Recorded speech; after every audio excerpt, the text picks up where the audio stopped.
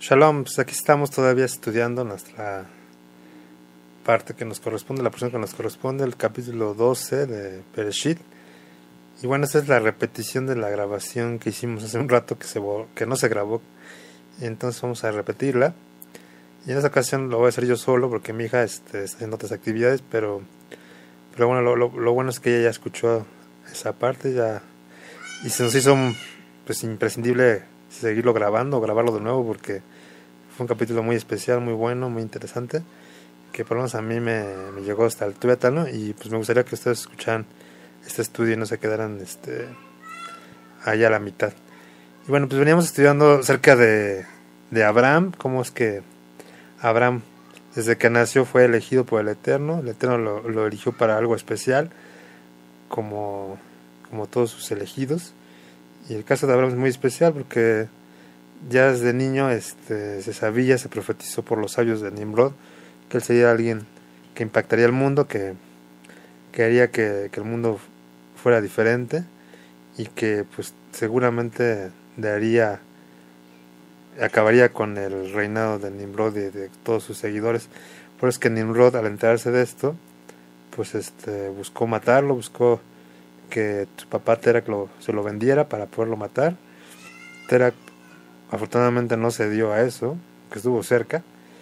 El Eterno lo libró de dar a su hijo y de que muriera Abraham. Y gracias al Eterno se salva y sigue vivo, pues se va a esconder a una cueva durante 10 años, desde recién nacido hasta tener 10 años, y ahí hasta que ya pasó, quedó en el olvido el recuerdo de Abraham, y entonces ya podía salir sin peligro. Y pues sale y se va a vivir con sus abuelos Noah y con Shem, que ya eran bastante mayores. No estoy seguro ahorita bien qué edad tenían, pero había tenido arriba de 800 años. Y pues vivió con ellos, dice que los sirvió todo el tiempo que estuvo con ellos, 39 años, y aprendió de él los caminos del Eterno, de ellos el camino del Eterno. Ellos pudieron transmitir lo que se había transmitido desde Adán, las enseñanzas del Eterno, pero Abraham tenía que, por su cuenta, enfrentarse a la decisión que todo el mundo tenemos que tomar en si vamos a creer en lo que nos dicen los demás o vamos a creer lo que nosotros mismos hemos experimentado por experiencia propia, o sea, que nadie nos cuente y que comprobamos que es real. Nos podrán decir una u otra cosa del Eterno, pero solamente lo que nosotros podamos comprobar y vivir será lo que marcará nuestra vida. Y Abraham tenía como toda esa sed de saber, de indagar quién es Dios y de qué manera se expresa, de qué manera se da a conocer. Y bueno, pues ya de alguna manera lo que sus abuelos le transmitieron fue algo que se arraigó en él desde los 3 años, pero que como todo niño que es en una casa que conocen al Eterno, pues tiene que también llegar el momento donde él decida saber si todo lo que le dijeron desde el niño era real o no. Y bueno, pues en eso estamos ahorita, vamos a estudiar qué pasa con Abraham. Y pues seguimos leyendo lo que dice el capítulo, en este caso capítulo 9 del libro de Yashar, sobre todo esto contexto alrededor de la vida de Abraham que la Torah no nos enseña, pero que de alguna manera sabemos que puede ser muy real, lo que sí es válido que estudiemos esta parte. Dice así, versículo 1: Y Harán, el hijo de Terach, el hermano mayor de Abraham, tomó una esposa en esos días. Harán tenía 39 años de edad cuando él la tomó. Y la esposa de Harán fue preñada y dio a luz un hijo, y ella lo llamó con el nombre de Lot. Y ella fue preñada de nuevo y dio a luz una hija, y la llamó Milja. Y ella de nuevo fue preñada y dio a luz una hija, y la llamó Sarai. Y Harán era de 42 años de edad cuando Sarai fue nacida a él. ¿Cuál era el año cuál era el año 10 de la vida de Abraham? Y en esos días Abraham y su madre y su nodriza salieron de la cueva, siendo que el rey y sus súbditos habían olvidado el asunto de Abraham. Bueno, aquí se nos relata que el hermano de Abraham, que se llama Harán, tuvo 3 hijos. Uno es Lot, y otro es Milja y Sarai. O sea que Lot es hermano de Sara.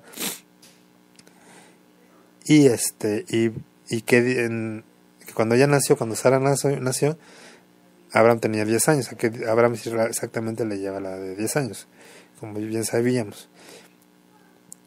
Y entonces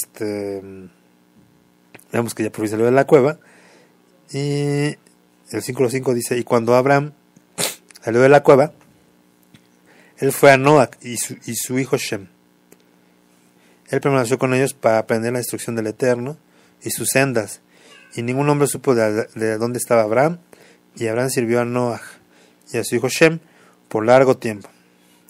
Y Abraham estuvo en la casa de Noach por 39 años. Y Abraham conoció al Eterno desde que tenía 3 años. Él caminó en las sendas del Eterno hasta el día de su muerte, como Noach y su hijo Shem le habían enseñado. Y todos los hijos de la tierra en estos días grandemente transgredieron contra el Eterno, y se rebelaron contra él, y sirvieron a otros dioses. Y ellos se olvidaron del Eterno, quien los creó en la tierra. Y los habitantes de la tierra se hicieron para sí, en ese tiempo, todo hombre su dios. Tallaron dioses de madera y piedra, cuales no podían hablar, ni oír, ni liberar.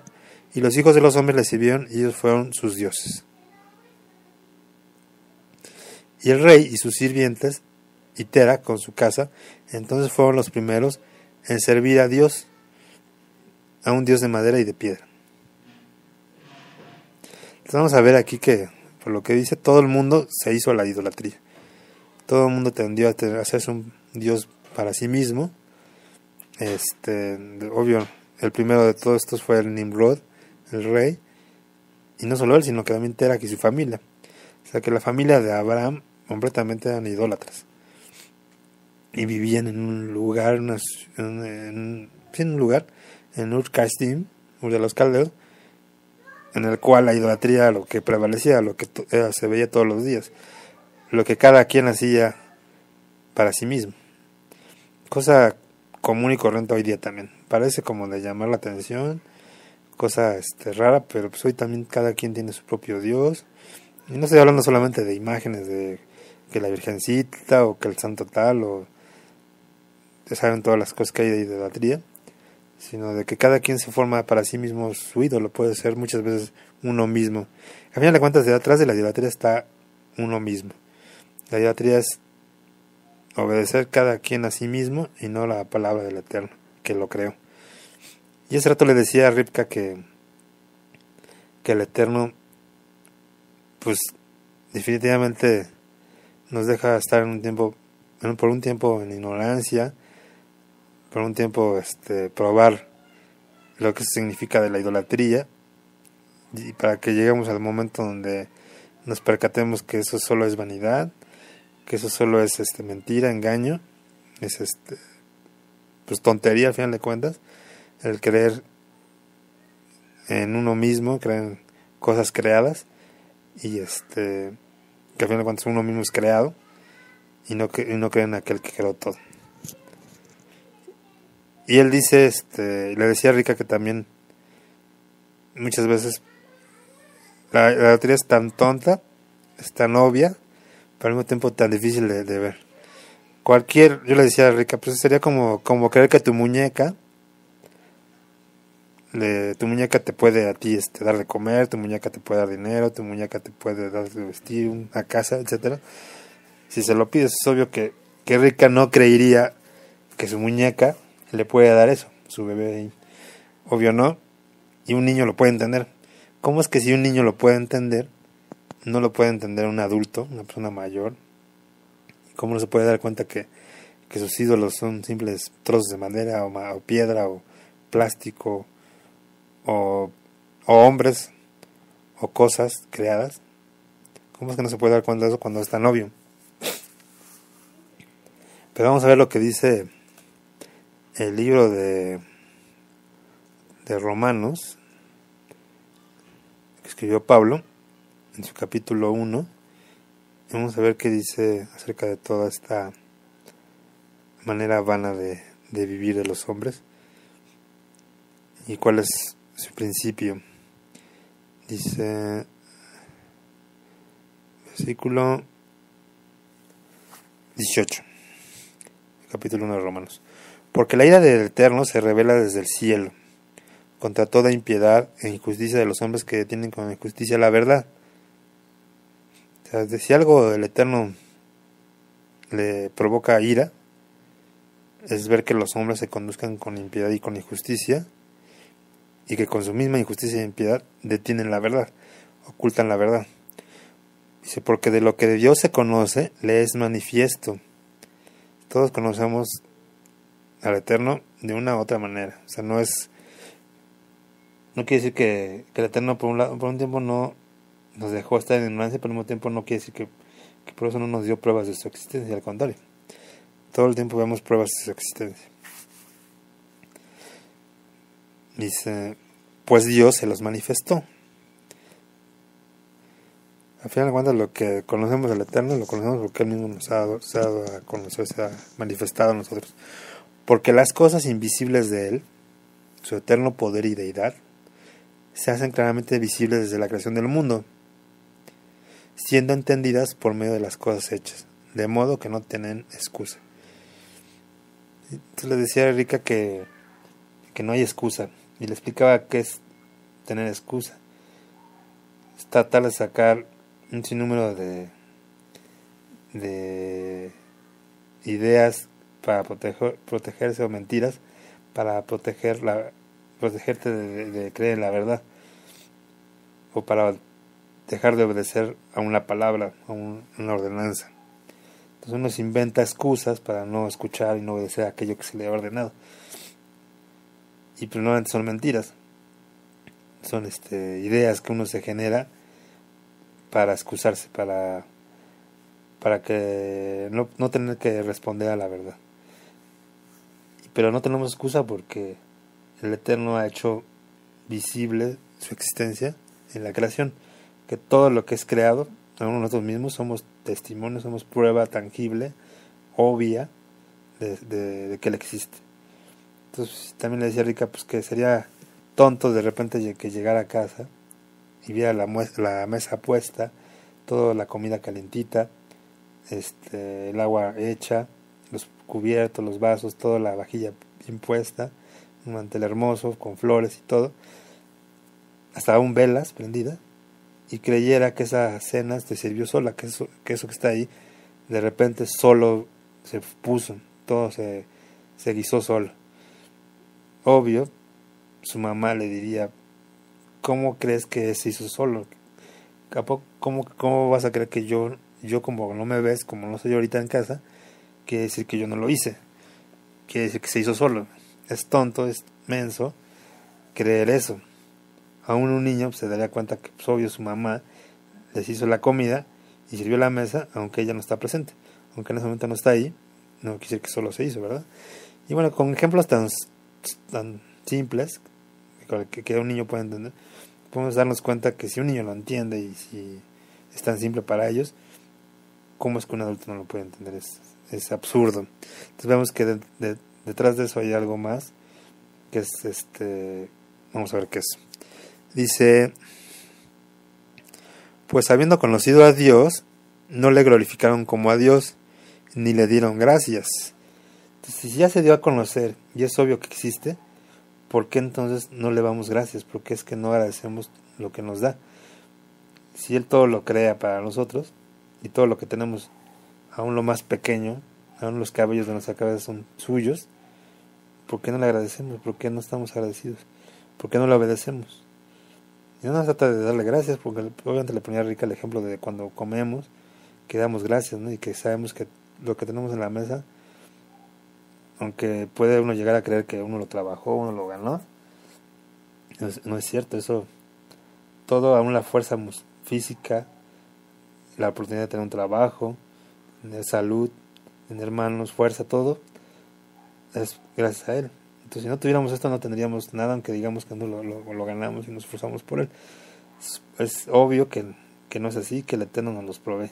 Por eso le damos gracias, pero hay gente que no da gracias, que no le importa lo que el Eterno le da, y no se dan cuenta que todo proviene de su mano. Y por eso dice, ya que lo conocieron, no lo glorificaron como Dios, ni le dieron gracias, sino que se envanecieron en sus razonamientos, y su necio corazón fue entenebrecido. Entonces, sus propios razonamientos les hicieron creer que era ilógico, que sus propios razonamientos los llevaron a creer que su propia fuerza, su propia inteligencia, sus propios medios, su capacidad les proveyó lo que tenemos, nos proveyó lo que tenemos. Pero eso es un razonamiento muy pobre y muy superficial y muy tonto. Si lo ves nada más por encimita, pues puedes creer eso. Pero si vas al fondo de las cosas, lo que hay detrás de la fuerza, de la energía, de la luz, de todas las cosas que vemos creadas, hay algo mucho más poderoso y mucho más grande que las cosas creadas. Entonces, la cuestión es indagar, es buscar, es interesarse por saber el principio de las cosas, y obvio vas a llegar al creador, porque él está al final de todas las cosas creadas, él está por encima de todo lo creado. Y pues eso más o menos es lo que está tratando de hacer el Abraham. Está buscando pruebas de la existencia del Eterno, y va a encontrarlos, va a hallarlo si sigue escarbando hasta llegar al tesoro que está ahí escondido, enterrado. Y bueno, ahorita yo le contaba a Rivka, me acordé, se me hace muy bueno platicárselos, es un poquito mi testimonio, cómo es que yo creía el Eterno, porque le digo a Rivka, pues tú estás creciendo en una casa donde lo común, lo normal es creer en el Eterno y creer en las cosas que el Eterno creó, pero en un tiempo no fue así conmigo. Le dije, yo un tiempo fui incrédulo, fui pagano, yo no creía en Dios, también creía en los ídolos, y cómo es que yo pude llegar a conocer la verdad, aunque pues, la misma escritura dice que nadie busca a Dios, que el Eterno es el que te busca a ti, pero es cómo es que cuando Él me buscó, yo lo pude recibir, cómo es que hubo algo en mi entendimiento que me pudiera hacer ver que Él es real y que sí existe. Y le decía que yo, a diferencia de muchas personas, tal vez yo no estaba en un momento malo, oscuro, o en alguna pasando por algún momento difícil en mi vida, por algún vicio, sino que yo llegué al Eterno de otra manera. Le decía a Rica que yo me sentía, llega un momento donde en mi vida sentía un vacío, y que algo más debía de haber, y en esa necesidad, en ese vacío, fue que el Eterno se me reveló. Yo estaba estudiando en una universidad privada, mi papá se quedó desempleado, me tuvo que sacar de la universidad, y me quedé trabajando por varios años, por no tener la oportunidad de pagar una escuela, y para eso estuve haciendo exámenes de la UNAM, la universidad de la UNAM, para poder ver si podía entrar. Obvio, pues yo no me podía solventar una universidad, o tal vez sí, pero todos mis gastos serían solamente para la universidad y tenía ya gastos personales, y entonces prefería entrar a una universidad pública que a la UNAM, y todo el mundo sabe que es muy difícil entrar a la universidad, y entonces tuve que hacer 5 exámenes para poder entrar, y en el 5.º examen por fin pude entrar, que exactamente fue mi última oportunidad, que decía, ya si después de esto no entro, ya mejor entro a una privada o a ver qué hago, pero ya me había cansado de hacer tantos exámenes, y exactamente en la última oportunidad entro. Entonces, entro a la universidad y decido, pues, después de haber perdido varios años, pues decidí ya no perder más mi tiempo, y echarle muchísimas ganas al estudio. También puse como ideal para mí, pues, ser el mejor en mi carrera, y al mismo tiempo buscar con eso forjarme un destino, forjarme un futuro, y pues no sé, ser famoso, rico, algo así, que a través de lo que yo estudiara pudiera hacer algo en la vida.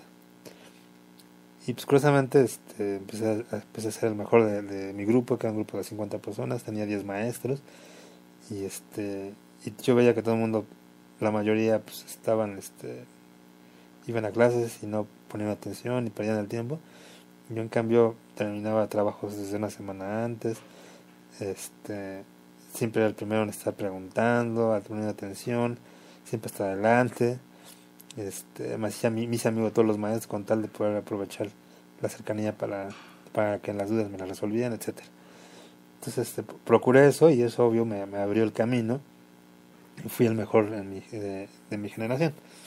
Llegué a tener un promedio muy alto y eso creí yo que iba a ser lo que me llenara ese vacío que sentía. Y cosa rara y extraña fue que fue totalmente al contrario. Entre más logros lograba, más vacío me sentía y más me daba cuenta que debía haber algo más que lo que podía yo obtener de gusto, de alegría por lograr mis objetivos, debía de haber. Entonces eso me fue orillando a darme cuenta que algo más debía haber. Que yo sabía que aunque pudiera, no sé, tener lo que quisiera y llegar a ser el mejor diseñador del mundo, eso no iba a producir la llenura que solamente Dios puede provocar en una persona.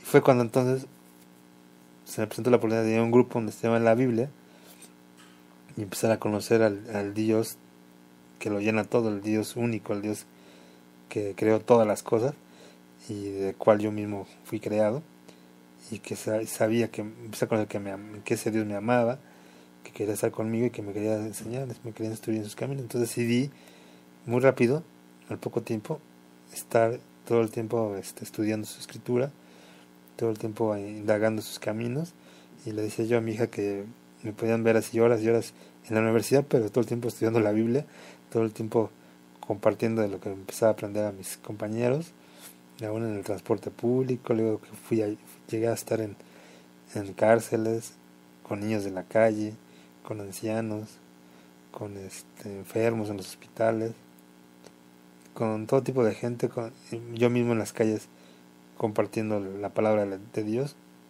y ya lo único que me producía una llenura impresionante, algo que fue tan grande y tan fuerte en su momento que la universidad dejó de ser mi motor y mi motor era hacer todo lo que yo pudiera para servicio al Eterno. Entonces eso fue algo que impactó mi vida y que hasta hoy día soy lo que soy por eso, que el Eterno produjo eso hace 13 años, y que ahora mi hijo y mi hija tienen la oportunidad de trascender de esto mismo que estamos aprendiendo, transmitirlo a sus propios hijos, y que así como Abraham tuvo la oportunidad de conocer a sus abuelos y de que sus abuelos les transmitieran la palabra del Eterno, al mismo tiempo ellos, cuando lleguen a ser abuelos, o yo mismo cuando llegue a ser abuelo, puedan sentarse mis nietos en mis piernas y yo poderles compartir y hablar los caminos del Eterno, cosa que yo no pude tener, pero que ellos puedan tener, y que yo mismo tener la oportunidad de ser eso para mis nietos. Y bueno, entonces esa llenura, ese gozo fue lo que a mí me hizo creer en el Eterno, lo que me llevó al Eterno, y lo que vamos a ver que yo creo que Abraham también va a experimentar, que no solo es conocer a Dios de oídas, sino que, como dijo el profeta, ahora mis oídos te escuchan, y yo creo que eso es lo mejor que le puede pasar a cualquier persona. Y bueno, pues sigamos leyendo lo que dice ahí Romanos, que se me hace súper interesante, que dice algo súper duro, súper fuerte. Dice: profesando ser sabios, se hicieron necios, y cambiaron la gloria del Eterno incorruptible en semejanza de imagen de hombre corruptible, de aves, de cuadrúpedos y de reptiles. Entonces, ¿qué cambió? ¿Qué pasó en los hombres? ¿Qué sucedió en ellos? Queriéndose ser sabios, se volvieron tontos. Y la tontería se demostró su mayor grado, su mayor escala, cuando cambiaron la gloria de Dios, su poder y su magnificencia, por lo terrenal, por lo creado, por parecerse a las criaturas creadas, a los animales. Entonces yo le decía a Ripka que ella y su hermano físicamente se parecían a mí. Tienen mi ¿cómo se dice? Mi imagen, mi semejanza, físicamente hablando. y también seguramente si yo sigo junto a ellos y les sigo enseñando, también serán similares a mí en mi forma de, de conocer al Eterno. Ellos también serán similares en ese sentido. Lo que yo mismo que les enseño, ellos mismos enseñarán a otras personas. Entonces, pero le digo a recapitulación, no cada vez que una persona te ve y a tu hermano, lo primero que dicen es que es igualito a su papá y a su mamá. ¿Cómo se parecen tanto? Y por eso le digo que el Eterno nos hizo a imagen y semejanza suya. Él es nuestro Padre y por lo tanto nos parecemos a Él. Así como ellos, como ustedes se parecen a mí, nosotros también nos parecemos a nuestro Padre, a nuestro Abba en el cielo. Y eso, a eso estamos llamados, a hacer imagen de Él. Pero aquí los hombres dicen que dejaron esa oportunidad de parecerse al Eterno y mejor prefirieron, la cambiaron por parecerse a los animales, por parecerse a las cosas creadas, por parecerse a las vacas, por parecerse a los changos. Y ahora si dicen que venimos del chango, pues entonces por lo tanto nos debemos de comportar como changos, como animales. Y entonces en ese sentido así nos comportaremos en todo lo que hagamos. Y si un perro va y vomita, entonces va y se come su vómito. Si un cerdo la lavan, va y se revuelca en el lodo. Entonces la bajeza, lo peor del hombre se expresa cuando dejan al Eterno. Se entenebrece su corazón, se llena de suciedad y somos capaces de hacer cosas tan aberrantes y tan abominables como los animales, y aún peores. A veces yo creo que los animales, si nos vieran lo que hacemos, les daría asco. Y bueno, entonces en ese sentido somos una vergüenza para el Eterno. Luego dice, y cambiaron la gloria de Dios incorruptible en semejanza de imagen de hombre corruptible, de aves, de cuadrúpedos y de reptiles, por lo cual también Dios los entregó en la inmundicia y en las concupiscencias de sus corazones, de modo que deshonraron entre sí sus propios cuerpos, ya que cambiaban la verdad de Dios por la mentira. Le decía a Rica que la verdad, la palabra de Dios, lo que Dios habla es verdad, lo que el Satán habla es mentira, honrando y dando culto a las criaturas antes que al Creador, el cual es bendito por los siglos. Amén. Por esto Dios los entregó a pasiones vergonzosas, pues aún sus mujeres cambian el uso natural por el que es contra la naturaleza, y de igual modo también los hombres, dejando el uso natural de la mujer, se incendiaron en su lascivia unos con otros, cometiendo hechos vergonzosos, hombres con hombres, y recibieron en sí mismos la retribución debida a su extravío. Y como ellos no aprobaron tener en cuenta a Dios, y Dios los entregó a una mente reprobada para hacer cosas que no convienen, estando atestados de toda injusticia, fornicación, perversidad, avaricia, maldad, llenos de envidia, homicidios, contiendas, engaños y maledicencias, murmuraciones, detractores, aborrecedores de Dios, injuriosos, soberbios, altivos, inventores de males, desobedientes de los padres, necios, desleales, sin afecto natural, implacables, sin misericordia, que habiendo entendido el juicio de Dios, que los que practican tales cosas son dignos de muerte, no solo las hacen, sino que también se complacen con las que las practican. Entonces la bajeza del hombre es tal ya que nos complacemos en cosas tan bajas y tan terribles como la homosexualidad y la avaricia. Todo lo peor proviene de nuestra bajeza, de nuestro cambio de la gloria de Dios por parecerse a la creación. La idolatría es el peor pecado del hombre y el más bajo, el más ruin, porque es dejar al Dios poderoso por cosas tan pequeñas y simples como las criaturas. Y bueno, vamos a ver la parte lo que sigue de Yasher. Dice, y Terak tenía 12 dioses de gran tamaño, hechos de madera, de piedra, tras los 12 meses del año. Y él se había cada uno mensualmente, y todos los meses Terak traía su ofrenda de comida y su ofrenda de libación a su Dios. Así Terak todos los días. Y todos en esa generación eran perversos a la vista del Eterno. Y así cada uno se hizo su Dios, pero ellos abandonaron al Eterno, quien los había creado. Y no era encontrado un hombre en esos días en toda la tierra que conocía al Eterno, excepto Noach y su casa. Y todos aquellos que estaban bajo su consejo conocían al Eterno en aquellos días. Y Abraham dijo a Terach, que estaba creciendo grandemente en esos días en la casa de Noach, y ningún hombre lo sabía, y Yahweh estaba con él. Y el Eterno le dio a Abraham un corazón entendido, y él sabía que todas las obras de su generación eran vanidades, y todos sus dioses eran vanos y no servían para nada. Y Abraham vio el sol brillando sobre la tierra, y Abraham se dijo, ciertamente este sol que brilla sobre la tierra es Dios, y a él lo serviré yo. Y bueno, aquí dejamos este capítulo. Le seguimos en la próxima clase. Gracias. Shalom.